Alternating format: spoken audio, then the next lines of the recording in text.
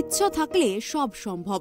এ কথাই সত্য প্রমাণ করেছে হুগলি শ্রীরামপুরের ক্লাস 11-এর ছাত্রী সৌমি পল্লে। বাবার চায়ের দোকান সামলিয়ে পড়াশোনা করেও জাতীয় যোগাসনে স্বর্ণপদক জয়। হুগলির এই একরত্তি মেয়ের ছোট্ট বয়সের লড়াই নজির সৃষ্টি করেছে সমাজের মধ্যে। শ্রীরামপুর নগার দম্পতি বিশ্বজিৎ পল্লে ও মালতী পল্লের মেয়ে সৌমি। বাবা বিশ্বজিৎ শারীরিকভাবে অসুস্থ। তার জীবিকা নির্বাহের জন্য ভরসা একটি ছোট্ট চায়ের দোকান। চায়ের দোকান চালিয়েই চলে তাদের সংসার। ছোটবেলায় মেয়ে যখন ক্লাস 3-তে পড়ত, তখন তার পায়ের ব্যথা থেকে মুক্তির জন্য তাকে যোগাসনে ভর্তি করেছিলেন। সেই থেকেই শুরু সৌমির যোগাসনের অধ্যায়।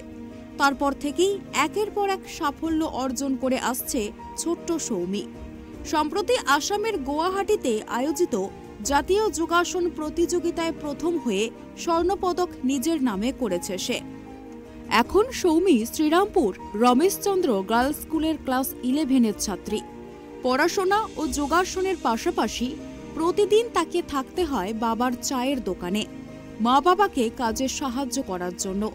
সকালে স্কুল যাওয়ার আগে ও বিকালে স্কুল থেকে ফেরার পর বেশ কিছুটা সময় তাকে কাজ করতে হয় বাবার হাতে হাতে চায়ের দোকানে। পুরস্কার জয়ের পরের দিনেই তার বাড়ি গেলে সৌমিকে দেখা যায় বাবার চায়ের দোকানে চা তৈরি করতে। এর মধ্যেই সময় বার করে চলে যোগাসনের প্র্যাকটিস। এ বিষয়ে সৌমি জানায়, পরিস্থিতির চাপে পড়ে তাকে সব কাজ করতে হচ্ছে। বাবার আর্থিক অবস্থা খুব একটা ভালো নয়, তাই সে বাবাকে কাজে সাহায্য করে।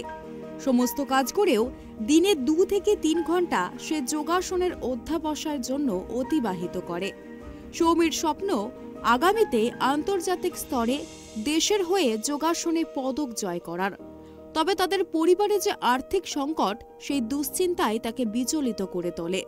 সৌমি আরও জানায়, সরকারিভাবে যদি কোনো সাহায্য মেলে তাহলে আগামীতে আরও বেশি করে ভালো ফল করার চেষ্টা করবে সে। কোথায় পার্টিসিপেট করেছিল এবং কি হয়েছিল?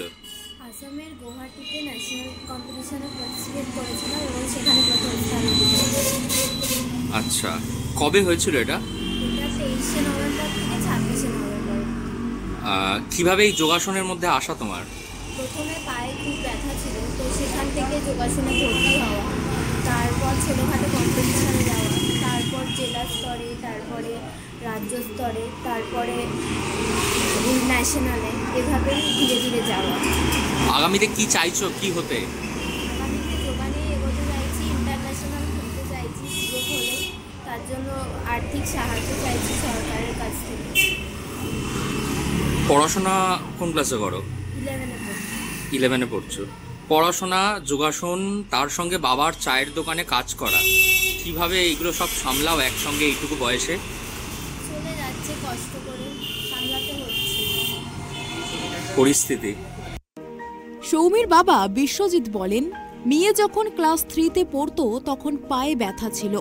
সেই ব্যথা দূর করার জন্যই তাকে যোগাসনে ভর্তি করা। তাদের সংসার ভালোই চলছিল, কিন্তু কাল হয়ে আসে বিশ্বজিতের শারীরিক অসুস্থতা। বছর 5 আগে হঠাৎই তিনি হৃদরোগে আক্রান্ত হন। সেই থেকেই তাদের পরিবারে আর্থিক সংকট। পরিবারের জন্য তার মেয়ে ও স্ত্রী তাকে কাজে সাহায্য করে। সেই থেকে যোগায় ভর্তি করা, সেই আস্তে আস্তে মেয়ের শরীর ঠিক হয় এবং মেয়ে ছোটোখাটো প্রতিযোগিতায় নাম দেয় এবং সাফল্য পায়। এই করতে করতে মেয়ে চলে যায় জেলা স্তরে খেলতে, সেখানেও সাফল্য পায়। তারপর রাজ্য স্তরে যায়, তারপর দেশের হয়ে খেলে। এইভাবে মেয়ে আস্তে আস্তে। আর বর্তমানে এখন কিভাবে চলছে সবকিছু? বর্তমানে সব ওই দোকানের ওপরেই ভরসা করে আমার চলে। আমার দোকানে আমার মেয়ে, আমার স্ত্রী যথেষ্ট সহযোগিতা করে। এইভাবেই চলছে। কি চাইছেন আপনি?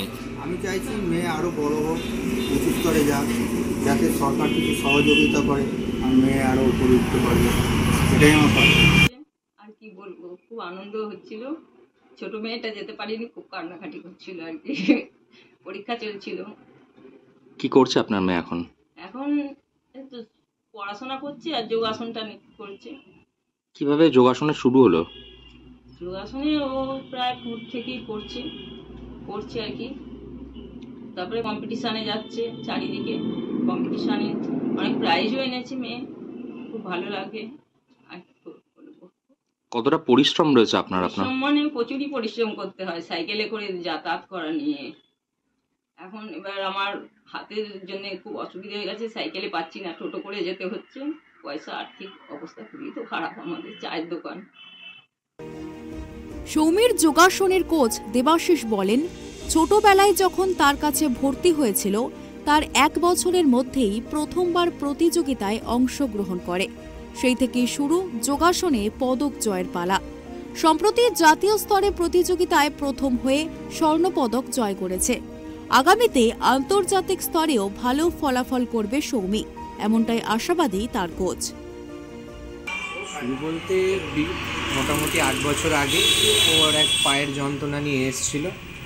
পাড়ার কারুর থেকে হয়তো খবর পেয়েছিল যে আমি ভালো যোগাসন করাই, আমার কাছে এলে ভালো হয়, সেই হিসেবে আসা। সেই থেকে শুরু। তারপরে ও ন্যাক দেখলাম একটু কম্পিটিশানের দিকে আছে, বিভিন্ন কঠিন অপশনাল বা আসন দিলে ও সেটাকে তোলার চেষ্টা করছে বা কিছুদিনের মধ্যে তুলে নিচ্ছে। তারপর থেকে আমরা ওকে কম্পিটিশানে পাঠাই, সেই থেকে শুরু, সেই থেকে চলছে। বিভিন্ন ডিস্ট্রিক্ট, বেঙ্গল, আজ ন্যাশনালে ফার্স্ট হয়েছে, খুবই গর্বের বিষয় ওর কোচ হিসেবে। কি কম্পিটিশনটা কোথায় ছিল, কি হয়েছিল?